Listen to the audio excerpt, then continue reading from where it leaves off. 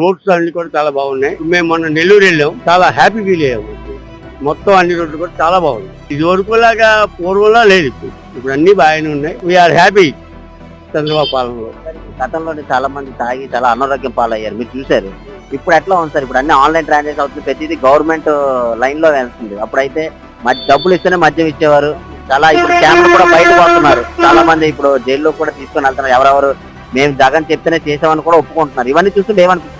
అదంటే పూర్వం అన్ని అంతా దగులుబాజీ, దాన్ని మనం ఏం చేయలేము ఆ గవర్నమెంట్ ని. ఇప్పుడు ఈ గవర్నమెంట్ వచ్చి అన్ని సెట్ అవుతున్నాయి, ఇంకా బాగా సెట్ అవుతాయని చెప్పి మేము కోరుకుంటున్నాం. ఇప్పుడు 1 year లోనే ఇప్పుడు అమరావతి తీసుకొని వచ్చారు, మోడీ గారు కూడా ఓపెనింగ్ చేశారు. ఇప్పుడు ఇంకా 4 years లో ఇంకా డెవలప్ అయ్యే అవకాశం ఉంది. బాగా డెవలప్ అయ్యేలా చేశారు. ఇది ఇలా కంటిన్యూ ఇంకొక 10 years కంటిన్యూ ఉండేమంటుంటే పూర్తిగా డెవలప్ అయిపోతుంది. లోకేష్ గారు పనితీరు ఎట్లా ఉంది? బాగానే ఉందండి. అతను ఎడ్యుకేషన్ మినిస్టర్, నేను ప్రైవేట్ స్కూల్లో మాస్టర్ని. అందులో చాలా బాగుంది.